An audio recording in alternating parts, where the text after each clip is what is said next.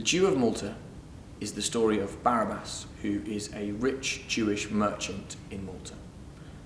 At the start of the play, the governor of Malta has a message from the Turkish Empire that he owes them tribute money so they don't invade the island. So what he decides to do is he's going to take all of the money from the Jewish population of the island and not tax any Christians. After this, Barabbas swears revenge from being stripped of everything he has, and with the help of his daughter and a slave that he buys called Ithamor, he begins to plot against the governor. He does this by using his daughter Abigail to lure the governor's son, Don Lodovic, into fancying her, basically.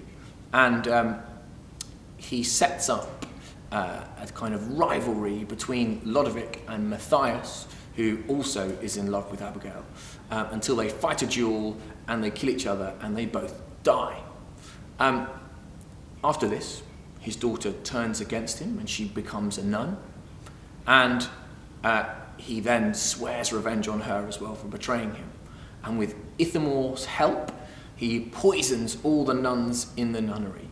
With her dying breath, Abigail confesses that she was all her sins and crimes with her father to a friar, who then decides he's going to use this information to blackmail Barabbas.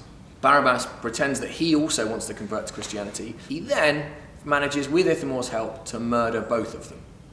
Ithamor has seen a courtesan called Bellamira and has fallen head over heels for her. Whilst he's drunk, Ithamor reveals that all of the crimes that him and Barabbas have committed. And Piliaborts and Bellamira realise they need to tell the governor this. And the governor is delighted because he quite fancies polishing off Barabbas, and orders Barabbas to be put in prison along with all of them until they have a trial. However, suddenly, mysteriously, they all seem to be dead. They chuck Barabbas' body over the walls, but it turns out that he wasn't actually poisoned or dead. At this point, the governor is having to prepare to defend Malta from the Turks, who, having heard they're not going to be paid their tribute money, decide they're going to launch an invasion. Barabbas offers his services to the Sultan's son, the head of the Ottoman army, and with Barabbas' help, the Sultan manages to take Malta and capture the governor and capture the town. The Sultan's son, Kalimath, makes Barabbas the governor of the island. Barabbas then imprisons Farnese, but gets a bit worried that actually everyone in Malta hates him. So decides he's going to double-cross Kalimath, the Sultan's son, as well.